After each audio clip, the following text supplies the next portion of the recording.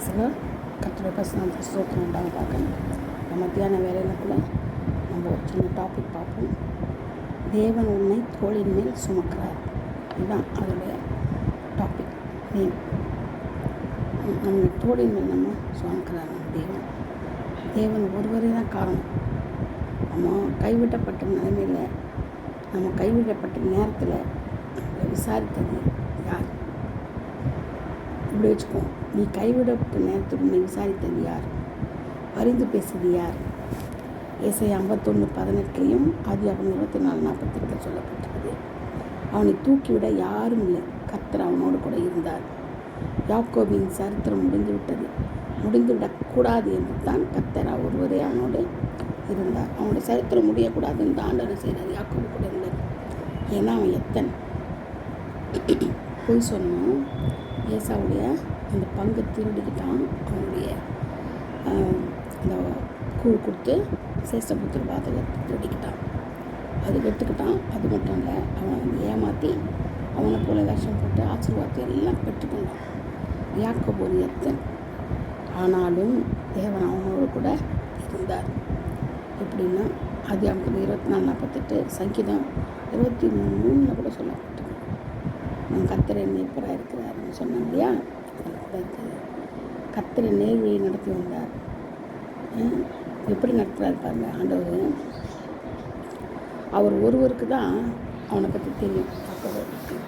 நம்ம சொல்லலாம் ஈஸியாக. 119 165 சங்கீதம் 119 165 கூட நம்ம நினைக்கிறோம்.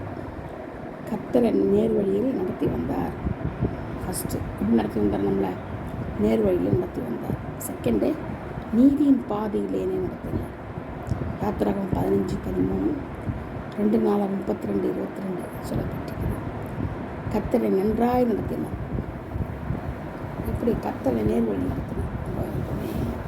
கோணலும் மாணலமாக தான் நினைப்போம். இஷ்டத்துக்கு போவோம், இஷ்டத்துக்கு வருவோம். கட்டப்படாத வாய், கட்டப்படாத கண்கள், கட்டப்படாத வாய், கட்டப்படாத கைகள், கட்டப்படாத கால்கள். அது இஷ்டம் போல் எங்கே வேணாலும் என்ன செய்யும், தெரியும். ஆனாலும் ஆண்டவர் நம்ம கூட இருந்தால் நம்மளை எப்படி நடத்துகிறாரு? நேர் வழியில், நேர் பாதையில். ஏன்னா நம்ம அவருக்கு நம்மளை பிடிச்சிச்சின்னா, நம்மளை தெரிந்து கொண்டாருன்னா, அழைக்கப்பட்டவர்கள் நிறைய பேர் இருக்கலாம். அவங்க தெரிந்து கொள்ளப்பட்டதை நம்ம இருந்தோம்னா நம்மளை எப்படி நடத்துகிறாரா? நேர் வழியில் நடத்துவாங்க. அது மட்டும் இல்லை, நேர் வழியில் நடத்தினா போதுமா? நீதியின் பாதையில் நடத்துகிறார். நீதி நியாயம் அந்த பக்கம் தான் இருக்கிறார். ஏன்னா நம்ம நீதி நியாயமே நமக்கு தெரியாது இல்லையா? அநியாய அக்கிரமம் தான் நம்ம நல்லா செய்வோம், பாவம் செய்வோம், ரோகம் பண்ணுவோம், அடுத்தவங்களை பற்றி புறந்து வைக்கணும், சாபம் விடணும். எல்லாமே நமக்கு இருக்குது, என்கிட்ட இருக்குது, முடிச்சு இருக்குது. இப்போ கம்மி பண்ணிட்டு வந்துட்டுருக்கோம். ஏன்னா அதோட பிரச்சனால நம்மளே பசுத்தப்படுத்திட்டு வரோம். அதுமாதிரி நீங்களும் நம்மளை பசுத்தப்படுத்திட்டு வரணும் கட்டாயமாக. வேறு வழி இல்லை. ஏன்னா நம்ம அவர்கிட்ட தான் போகிறோம். பசுத்தப்படுத்தினா தான் போக முடியும். தேவனுடைய வார்த்தைகளை கேட்டால் தான் போக முடியும். நேர்வழியில் நடந்தால் தான் போக முடியும். சத்தியத்தின் பாதையில் நடந்தால் தான் போக முடியும். அது மட்டும் இல்லை, நீதியின் பாதையில் நம்மளை நிறுத்துறது இயேசு கிறிஸ்து ஒருவர் தான். அதனால் நீதியின் பாதையில் போயினா தான் நமக்கு எங்கே கிடைக்கும்? பரலோகம் கிடைக்கும். இல்லைன்னா நமக்கு ஒன்றுமே கிடைக்காது. ஸ்ட்ரெயிட்டாக நரகம் தான், ஸ்ட்ரெயிட்டாக நரகம் தான் ஜட்ஜ்மெண்ட்டில் ஃபுல்லாக. ஏன்னா நம்ம அவருடைய வார்த்தையை கேட்கல, அவருக்காக ஒன்றுமே செய்யலை, ஆத்துமாதாயப்படுத்தலை, ஏழைகளுக்கு இறங்கலை, ஒன்றுமே செய்யலை. அப்போ செய்யலைன்னா என்ன செய்யணும்? நரகத்தில் கொண்டு போடுவார். சரிங்களா? அதனால் நம்ம என்ன பண்ணுறோம்? நம்மளை நேர்வழி நடத்துகிறாரு, நீதியின் பாதை நடத்துகிறாரு. தவறு செய்யக்கூடாதுன்ட்டு நம்ம கண்டித்து கடிந்து என்ன செய்கிறாரு? கடிவாளம் போட்டு நம்மளை நீதியின் பாதையில் கொண்டு போகிறாரு. அது மட்டும் இல்லை, நம்மளை செவ்வையான வழி நடத்துகிறார். செவ்வையான பாதை நடத்துகிறார். கரெக்டான பாதை, தப்பு செய்யாதபடி செவ்வையான பாதையில் நம்ம நடத்தி நன்றாய் நடத்துகிறார், செம்மையாய் நடத்துகிறார், நமக்கு போதுமானவராக இருந்து நடத்துகிறார். இதுவே குறை சொல்ல முடியாது.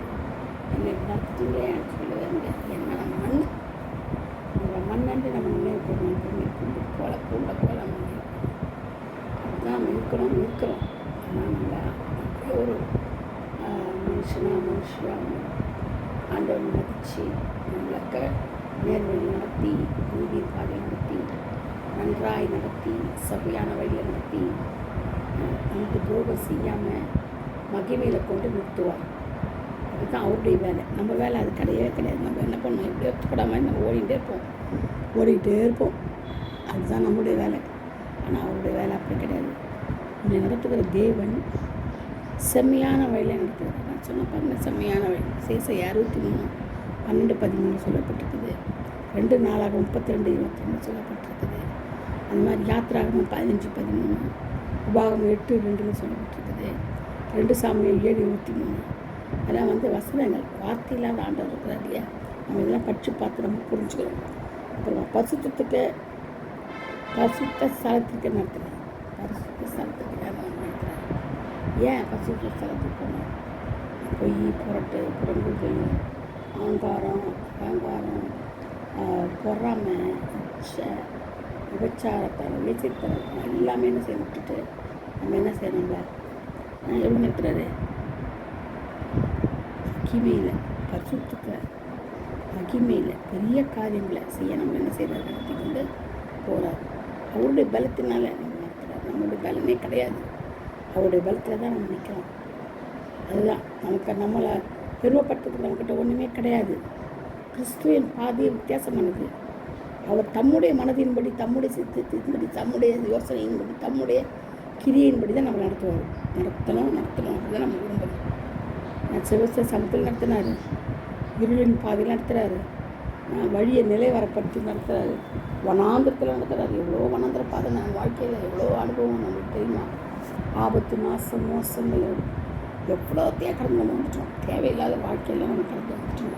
ஆனால் ஆண்டவர் நம்மளுக்கு போதுமானவராக இருக்கிறாரு. நம்மளுக்கு போதுமானவராக இருக்கிற நம்ம வழி நடத்துகிறவங்க நம்ம சுண்டு வர நம்ம கடந்து வந்த பாதையை திரும்பி பார்த்தோம்னா, அப்பா ஐயோ இத்தனை வருஷமாக நம்ம வந்தோம். ஆண்டவர் நம்மளுக்கு இவ்வளோ ஆய்ச்சி கொடுத்துக்கிறாரா, இவ்வளோ பாவத்தின் வீட்டில் கொடுத்துக்கிறாரா, இவ்வளோ சத்தியத்தில் கொடுத்துக்கிறாரா. நான் தேவையில்லை பிள்ளையாக இருந்திருக்கேன்னா இன்னும் இருக்கணும், இன்னும் பசத்தை பண்ணணும், இன்னும் பசத்தை வரைக்கும் காணணும், இன்னும் நம்ம பிரயாசப்படுவோம். அதுதான் நம்முடைய வாழ்க்கை. அதுதான் நம்முடைய ஜீவன். நம்ம ஜீவனாக இருக்கிறது அவர் மாத்திரம் நம்மளுக்கு போதும். அவர் மாத்திரம் நம்மளுக்கு போதுமானவராக இருக்கிறார். கர்த்தர் இந்த வாக்கியங்களை ஆசீர்வதிப்பார், பாதுகாப்பார், பரிசுத்தப்படுத்துவார், அநேகருக்கு பிரயோஜனமாய் வைப்பார். நீங்கள் அநேக வசனங்களை படிங்க. நிறைய வசனங்கள் இருக்குது.